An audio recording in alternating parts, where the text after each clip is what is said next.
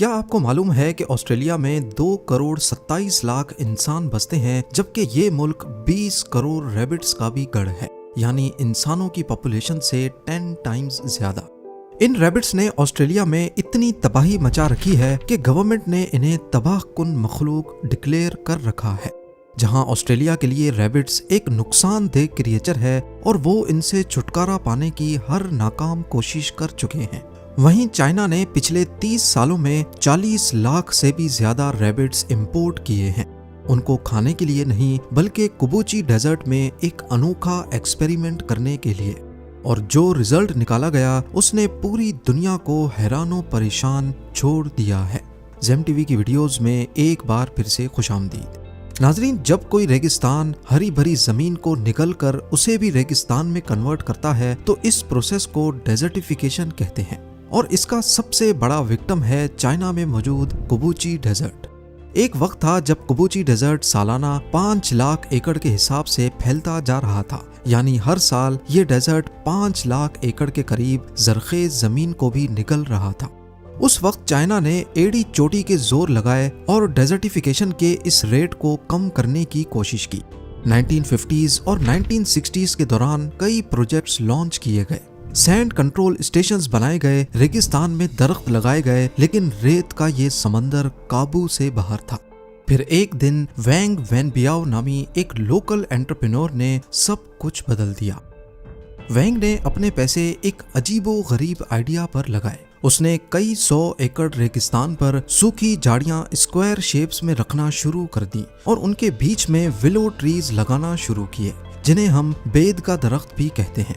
Willow एक ऐसा दरख्त होता है जो पानी के बगैर भी जिंदा रह सकता है, क्योंकि उसकी जड़ें रेगिस्तान में 300 फीट नीचे तक जाकर पानी को तलाश करती हैं। ये लकड़ी पेपर और फर्नीचर बनाने के काम आती है, पर सिर्फ तब अगर ये पेड़ रेगिस्तान में टिक पाए।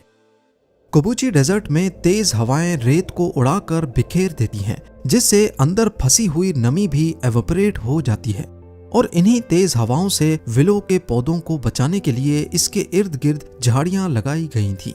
शुरुआत में वैंग पर सब लोग हंसते थे कि देखो कौन पागल रेगिस्तान में पेड़ लगाता है, लेकिन किसी को भी वैंग के इरादों का इल्म नहीं था।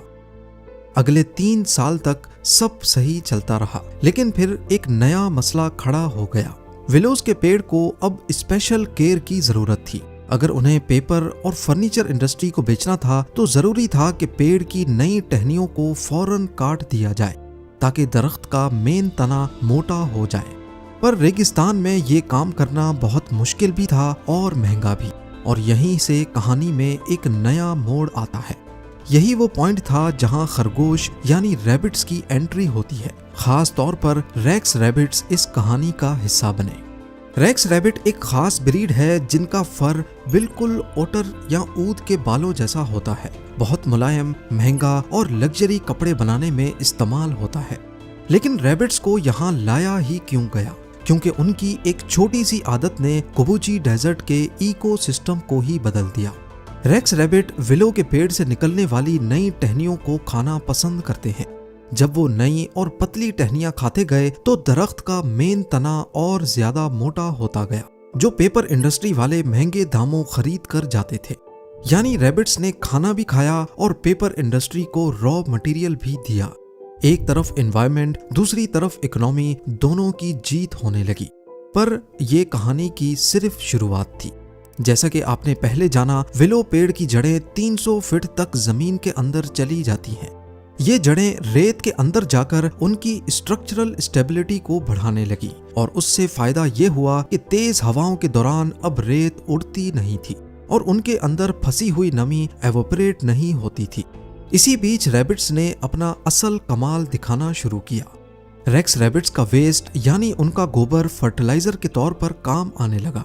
चाइना के जीरो वेस्ट सिस्टम में ये भी एक कीमती प्रोडक्ट बन गया। दूसरा, रेक्स रैबिट्स की ये ब्रीड सबसे ज्यादा बच्चे पैदा करती है। एक फीमेल साल में 50 बनी को जन्म देती है, यानी इनका रिप्रोडक्शन रेट भी काफी ज्यादा है। जब ये रैबिट्स ज्यादा हुए तो उनका गोबर भी बढ़ता गया और जमीन और ज्यादा जरखेज होती गई। देखते ही देखते रेत खेतों में बदल गई, जहां अब ऑर्गेनिक सब्जियां भी उगाई जाने लगी। रेक्स रैबिट्स की एक और अहम खूबी ने भी इस चमत्कार में अहम किरदार अदा किया।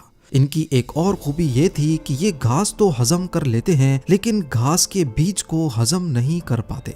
इसकी वजह से बीज एज इट इज इनके गोबर के साथ निकल आता और कुछ अरसे बाद घास भी मल्टीप्लाई होने लगी।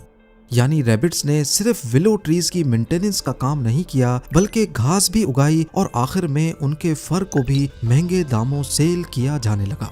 ये प्रोसेस एक सेल्फ सस्टेनिंग साइकिल बन गया। रैबिट्स ने लिटरली रेगिस्तान को हरा भरा करना शुरू कर दिया।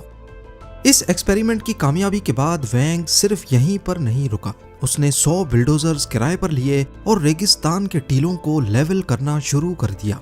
उसने खड्डे भरे, जमीन सीधी की और उस पर भी विलो के पेड़ लगाना शुरू कर दिए। इस दौरान लोकल लोगों को इनकरेज किया कि वो रेक्स रैबिट्स पालें। उसने चाइनीज गवर्नमेंट की मदद से लाखों रेक्स रैबिट्स मंगाए और लोकल लोगों में बांट दिए। हर घर अब एक छोटा फार्म बन गया। 10 साल तक ये प्रोजेक्ट चलता रहा और पूरा एरिया ही बदल गया। एक वक्त था जब यहाँ रेत के अलावा कुछ नहीं होता था, अब ये हरा भरा एरिया है।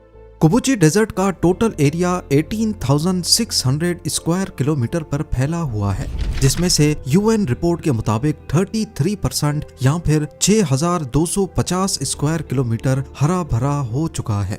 ये 30 सालों से ज्यादा की मेहनत का नतीजा है। इस बदलाव की वजह से कुबुची डेजर्ट अब सी ऑफ डेथ के बजाय इकोलॉजिकल मार्वल के नाम से जाना जाता है।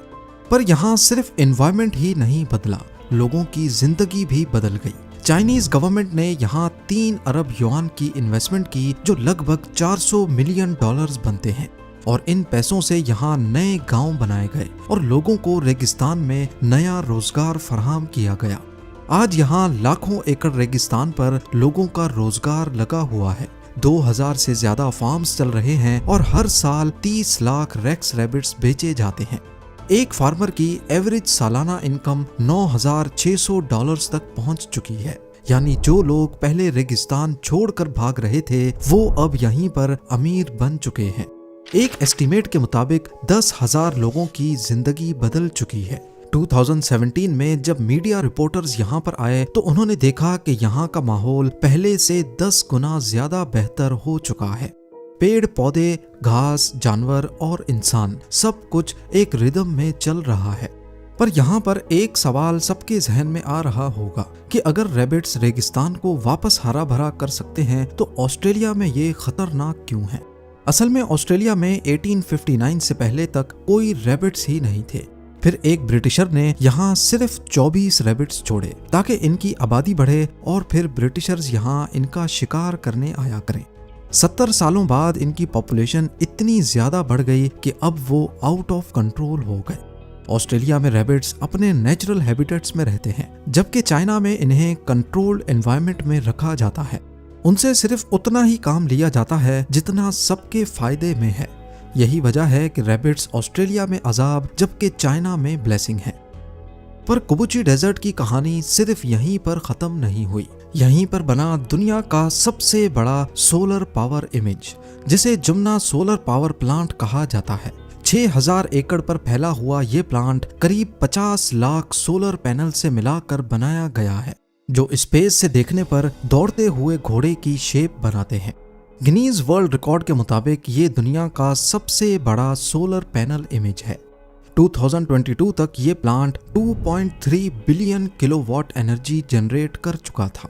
इससे चाइना ने 7,60,000 टन कोयला बचाया और 18 लाख टन कम कार्बन डाइऑक्साइड प्रोड्यूस की। पर अगर आप ये समझ रहे हैं कि ये पावर प्लांट सिर्फ बिजली बनाता है तो आप बिल्कुल गलत हैं। ये प्लांट डेजर्टिफिकेशन से भी लड़ता है। पैनल्स के नीचे सनलाइट नहीं पड़ती, लिहाजा एवापोरेशन कम होती है, जिसकी वजह से यहाँ घास उगाई जाती है। और घास को काटने के लिए यहाँ पर भी रखे गए हैं रेक्स रैबिट्स। रैबिट्स घास को खाते हैं और अपने गोबर से नई घास का बीज भी बोते हैं। यूं ना सिर्फ डेजर्टिफिकेशन कम हो रही है, बल्कि फ्री एनर्जी भी प्रोड्यूस होती है और आखिर में रैबिट्स का फर भी महंगे दामों सेल होता है। और पैनल्स की वजह से यहाँ तेज हवाओं की रफ्तार 50% तक कम हो गई है। कम रेत डिस्प्लेस होती है, जिसकी वजह से आहिस्ता आहिस्ता नई जमीन भी अपने आप जरखेज हो रही है। आज अगर आप कुबूची डेजर्ट जाएं तो वहां भेड़ बकरियां, बतख और खरगोश एक साथ रहते हैं। पैनल्स के नीचे घास है और आसपास विलोज के झुंड।